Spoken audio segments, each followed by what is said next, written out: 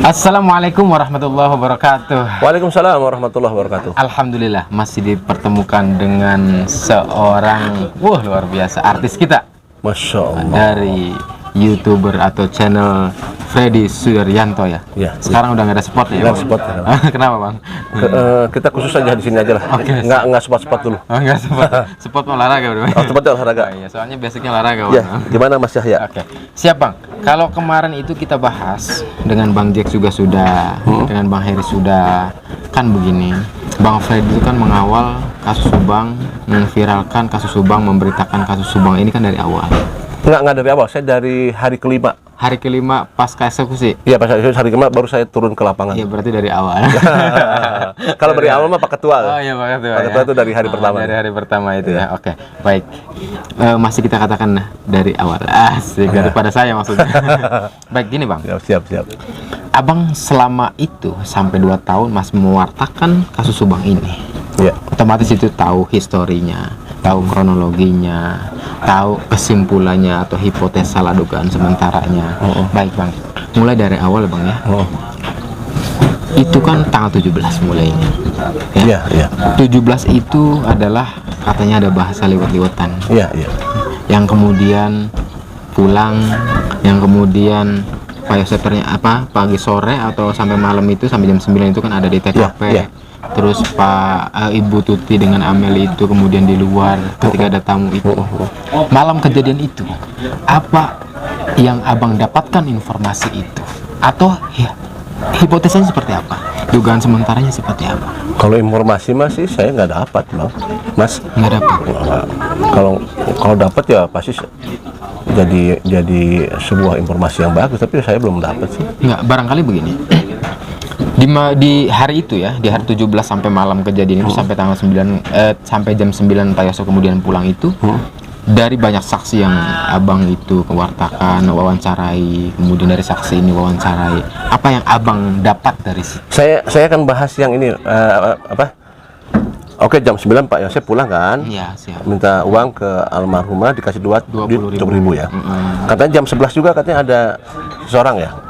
Nah, beberapa orang kan? beberapa orang katanya 5 gitu ya. Nah, itu pernah satu konten saya, saya punten pisannya. Siap. Tidak usah saya menyebutkan namanya, kemudian tidak usah sebut sumbernya dari mana. Siap. Cuma kalau saya meragukan, Bang. Meragukan ada 5 orang itu? Iya. Kenapa meragukan? Bukan gini maksudnya. Saya meragukan 5 orang itu apakah memang 5 orang itu settingan atau bukan. Kenapa?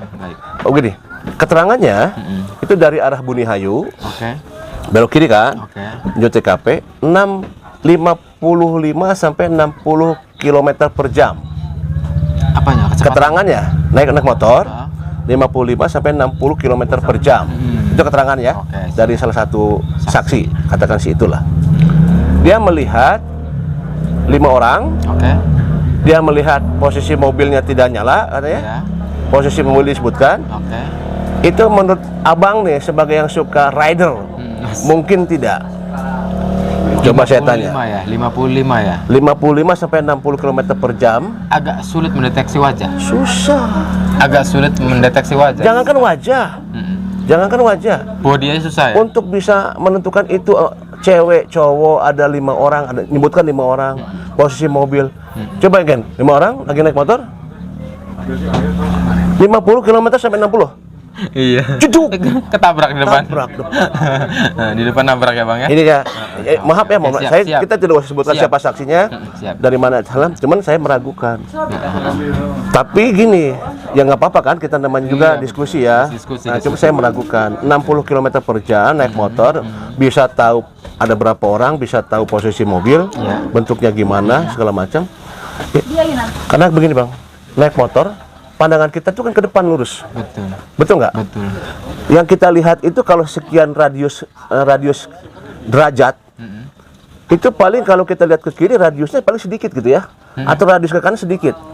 Tapi kalau misalkan sampai lihat begini, itu dia pasti akan balik lagi ke depan. Oh, balik lagi ke depan ya. Ramli,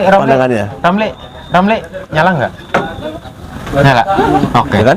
Kembali gitu ya. Jadi saya meragukannya kok bisa dia melihat itu, bisa memperhatikan sedetail itu dengan kecepatan 50 sampai 60. Kalau kecepatannya 10 atau Mungkin. 15, deg, mungkin bisa. Nah, itu kedua adalah apakah saksi ini kenal nggak dengan orang di rumah itu? Siapa orang di situ? Ya, kalau misalkan kenal, kalau misalkan gini, saya kenal di rumah ini, rumah teman saya, mungkin ada kemungkinan. Oke, baik. Oh, ini teman saya kadang-kadang suka ngelihat gitu ya. Nah, kalau misalkan dia tidak kenal dengan siapa orang di situ, ya, itu kenapa dia bisa melihat, sedangkan dengan kecepatan segitu, dia akan fokus ke depan. Ini kalau sampai sedetail itu dia bisa hafal gitu loh, ya kan? Ada 2 saksi ya kalau nggak salah yang melihat itu ya. Ada 2 orang. 2 kali saksi yang terperiksa yang melihat malam jam 11 Persis jam segitu. itu. Oh, ada 2 ya? Ada 2. Oh, saya nggak tahu tuh. Kalau Nah. kalau nggak salah 2 orang, atau yang saya nggak tahu, yang saya tahu ini kesaksian seperti itu ya. 2 orang yang berbeda. Ya, kenapa? Karena saya pernah langsung di lapangan, saya coba dengan 60 km per jam, itu cepat mas. Cepat, betul. Cepat mas. Susah, ngelihat itu susah. Susah untuk bisa memperhatikan 5 orang. Soalnya di depan muka sana ya. Ya, kecuali kalau misalkan di depan ya. Depan ya. Ini kan dia di samping. Makin mendekat Karena ya. kita tahu udah posisinya itu kan rumah itu ke dalam. Ke dalam. Berarti kalau misalkan dia gini, dia akan begini. Ah, kan begitu. 60 km per jam loh. Dia memperhatikan 5 orang, tek, mobil dalam posisi begini, cucuk. Iya, betul. Malam lagi ya. Malam lagi. Malam lagi kan. Apalagi kita tahu kan keadaannya begitu ya. Iya, siang aja susah Jadi ya. untuk konsentrasi ke sana, saya meragukan. Nah, saksi. oke lah, terlepas dari apakah itu benar tidak, itu jadi ranah polisi. Cuman saya sebagai pemerhati itu agak ragu. Gitu. Artinya, kalau memang itu kesaksian palsu dan ini juga ranah ke polisi. Tapi saya nggak bilang palsu ya. Ya, Cuma saya meragukan aja. Ya, diduga kemudian diragukan dan palsu diduga itu. Kemudian ini kan ranah polisi, Bang. Mestinya kan polisi mendeteksi apakah ini benar. Saya kenal loh Bang, itu yang mewawancarainya. Yang mewawancari saksi tersebut. Saya kenal. Oh. Suaranya itu saya persis familiar. Karena saya pernah ngobrol sama suara itu di Polda. Oh, persis itu ya. Persis itu. Oh, alah. Suaranya, gaya bahasanya itu persis banget. Siapa orangnya gitu. Tapi ya ini kan baru dugaan ya. Ya, siap, Cuma saya siap. pernah ngobrol dengan orang itu di Polda. Wah. Panjang lebar saya. Menarik. Jadi kalau saya meragukan itu. Itu pas diwawancara itu di Polda. Di Polda. Di Polres. Oh, di Polres masih ya. Cuma waktu itu saya ketemu dianya yang wawancara itu, Polda. yang suara voice-nya itu, kan nggak kelihatan mukanya tuh, karena hanya dia menanyakan aja kan, yang kelihatan saksinya. Betul. Cuma suara yang nanya itu saya kenal persis itu. Waktu itu saya pernah ngobrol sama dia di Polda. Pada saat ada BAP-nya Danu dan Nyoris dulu, waktu ada konfrontasi itu. Bukan YouTuber dia. Dia sempat dia punya YouTube juga kalau nggak salah. Terus hilang. Enggak ada. Temannya yang punya YouTube. Oh, temennya. Jadi ada 2 di sana tuh. Ada orang Muhammad Toha satu lagi ada orang Ciseti. Banyak orang Ciseti itu. Kalaupun memang itu benar adanya bahwa diduga ya. Baru dugaan ya. Aspal, maka memang kan mesti diteliti lebih jauh oleh pihak kepolisian, Bang. Karena kan memang kalau memang itu adalah diduga palsu, berarti ada yang mempunyai skenario. Kira-kira kan begitu, Bang. Nah, ketika polisi menyelidiki lebih jauh saksi itu adalah palsu, misalkan. Kemudian itu yang membuat skenario siapa, maka di situ juga ketahuan nanti akan mengerucut kepada sang pelaku akhirnya. Ya nggak, Bang? Ya kalau saya sih gini, bisa saja seperti itu ya. Ya kan? Cuman kan tujuannya apa? Ini kan ada 2 kemungkinan. Membuyarkan dong, Bang. Bisa membuyarkan, bisa memberi petunjuk. Kalau saya gitu, bisa membuyarkan, bisa memberi petunjuk. Betul, Bang. Ngerti Memberi nggak? petunjuk, betul. Memberi petunjuk sehingga ketika diselidiki lebih jauh itu petunjuk itu Bisa kemana gini, tuh bisa gini. arahnya. Bisa memberi petunjuk. Bisa saja sebenarnya saksinya nggak ada. Oke.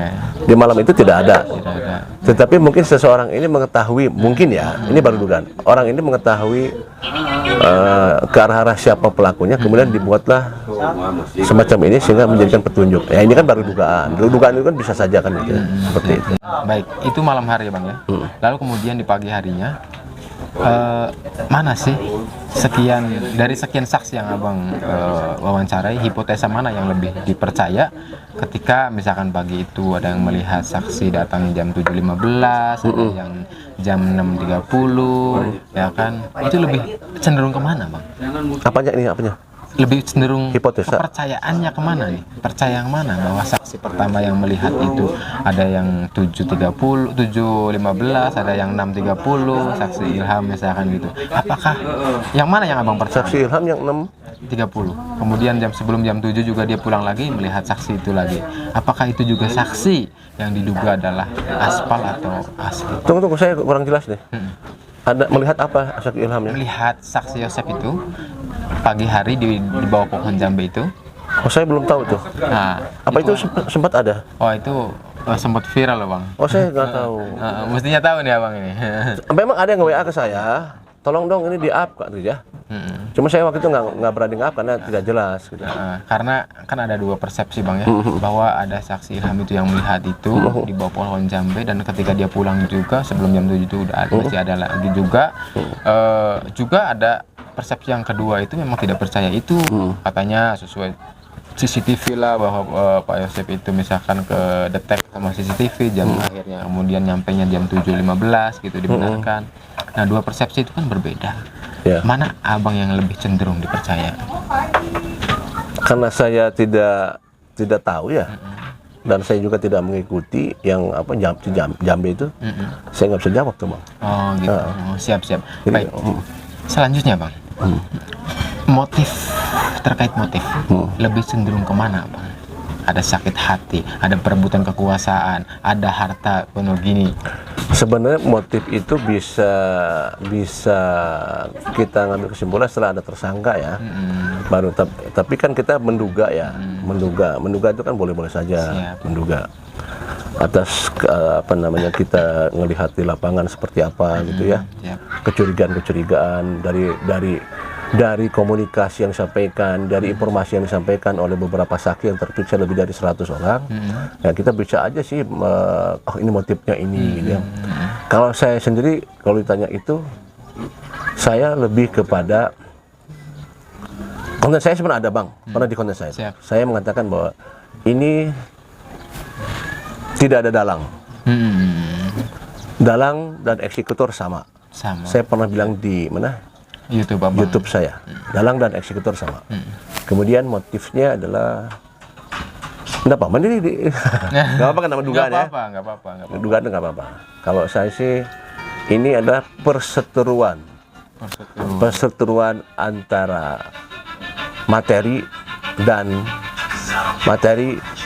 kekuasaan dan materi kekuasaan dan sebutnya apa itu namanya, ketidakpuasan.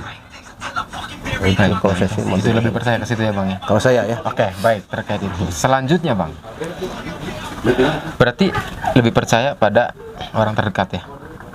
Kalau misalkan disebut orang terdekat, karena saya berdasarkan informasi yang disampaikan oleh Kombes Pol Kapolres Kombes Pol Ibu Sumarni ya. Karena beliau mengatakan bahwa diduga ini ada orang terdekat, dilihat dari beberapa komponen rumah yang tidak rusak, gitu. Nah, beliau mengatakan bahwa ini kemungkinan orang terdekat, diduga. Maka saya juga mengikuti apa yang beliau sampaikan ya. Berarti lebih menduga.